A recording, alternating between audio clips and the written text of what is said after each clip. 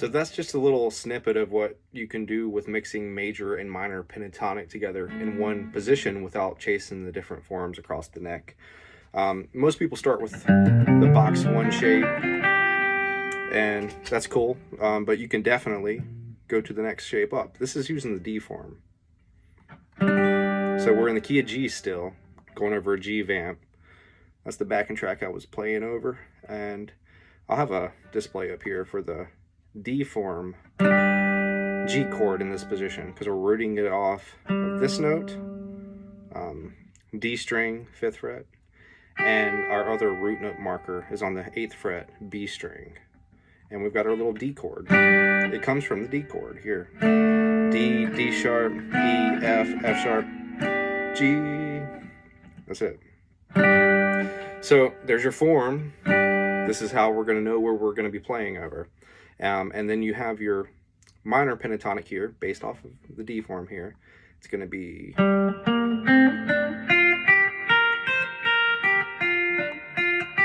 This is like the Albert King box right here. You'll see it, I think it's marked in blue. It looks like a little house. Your most important notes, those G notes there. That's your little octave system. That's going to be the minor pentatonic. And we also have our major wrapped around those same root notes. We've got G notes there.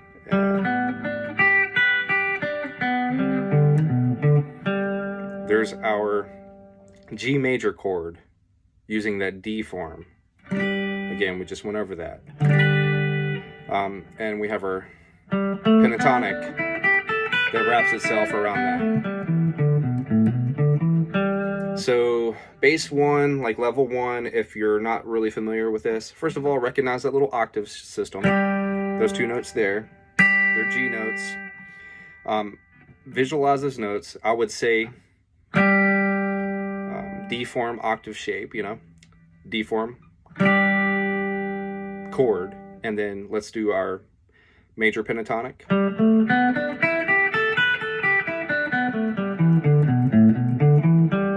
And then let's do our minor pentatonic.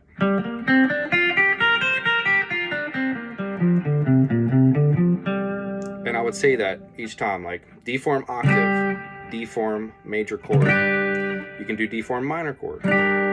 Just lowering that one note on the E string down 1 fret, and you got your minor version of that. That's where we get the minor pentatonic from, right? So I would do that. Octave system, major shape, minor shape of the D form, and then let's do our D major pentatonic and our D shape minor pentatonic. And that's how I would practice it. You can spend 5 minutes a day just kind of going over that information as long as you want, you know, until you get it. Once you do have both of the forms going, you want to be able to mix and match them at will. And a good way to practice that is to go up one version and go down another version. So we'll go up major pentatonic, and then we'll go down minor pentatonic. So we'll go up major, then we'll switch to minor, then up major, down minor, and then you can do up minor, down major, up minor, down major. And it's kind of boring doing that, but it does really harden this in. And once you have that first position that we already went over, just go back and forth between the two, because you don't want to just know, you want to know all the positions. You want to work on each form. So we did E shape last time. We're doing D shape this time. Next video will be the C shape, so on and so forth. There's just 5 shapes: C, A, G, E, and D. When you get one, move to the next one, and then revisit the previous one. It's just something you have to continuously work on. But it's kind of boring running those scales up, back and forth like that. So I would get a jam track going, and I'll link a jam track to this video. It's going to be the same jam track that I made here, which is a simple simple G vamp. And what you can do is practice your major over it, practice your minor over it. You can practice blending the two together. You can practice just visualizing your chord form in there. That's the most important thing, is seeing these chord forms in here. And I'll demonstrate that here. I'll simply just play a just the chord form first, and then I'll do the major, the minor, and then I'll do a mix of them. This is kind of what it's going to sound like. So we're just using the octave system first. It fits because it's in the key, right?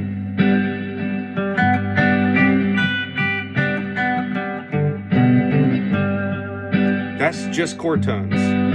That's a D form, G major chord.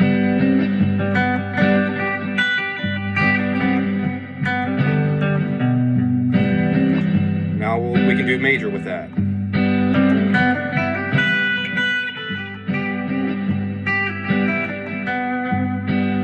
You start and end on those chord tones, you know? Started on the 1, ended on the 3.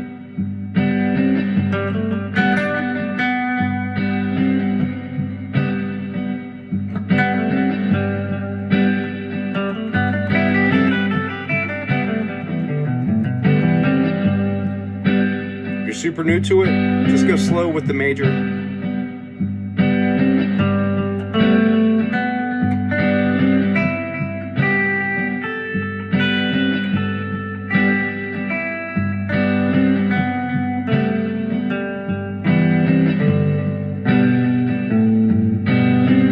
It's not super musical when you run the scale like that, but it does get it under your fingers. That's the most important thing at first. And then you want to start making music with it. We'll get to the intervals in a second. So this is minor. Do the same thing with minor.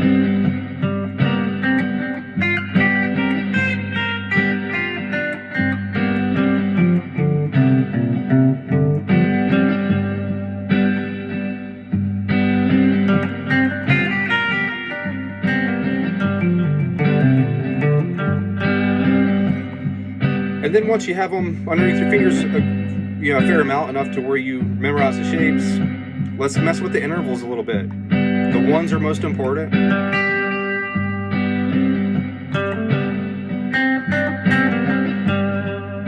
You can always land on the 1s, you're going to sound good. The 2 doesn't like to stay on 2. It likes to be bent to the minor 3, to the 3. It likes to come back to the 1.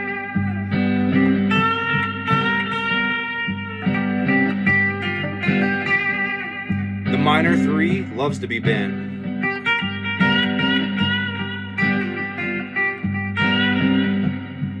The 3 you can slide into it. Sounds resolved. It sounds like a sweet note.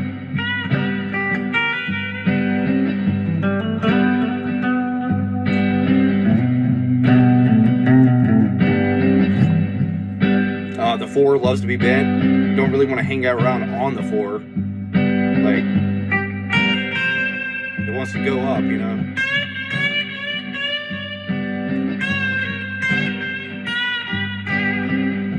The 5 you can use for like tension.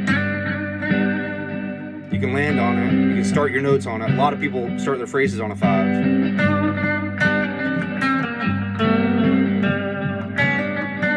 And you can land on it. It wants to move. It wants to go back to the 1. Hear that? All right, so the 6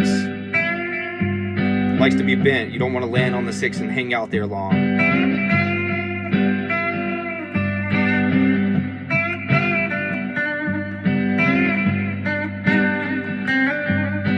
The flat 7th, it's very bluesy. It loves to be bent, and it likes to be bent up to the 1.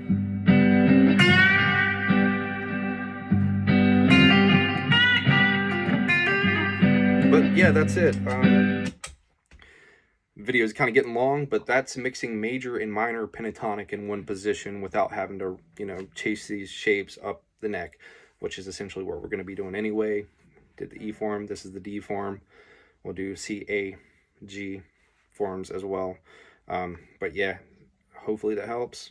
Again, octave system, chord form, major, chord form, minor, and then major pentatonic, and then minor pentatonic. And once you have those underneath your fingers in that shape, mix them with the other shapes that you know, and then look up some backing tracks, use this backing track that I'll provide here, and just keep working on it, because that's all we're doing is chasing this stuff until we're done, right? Hopefully this video helps, and let me know if I need to explain anything further or anything I can add to or take away or whatever. I'll stop rambling. Thanks for watching.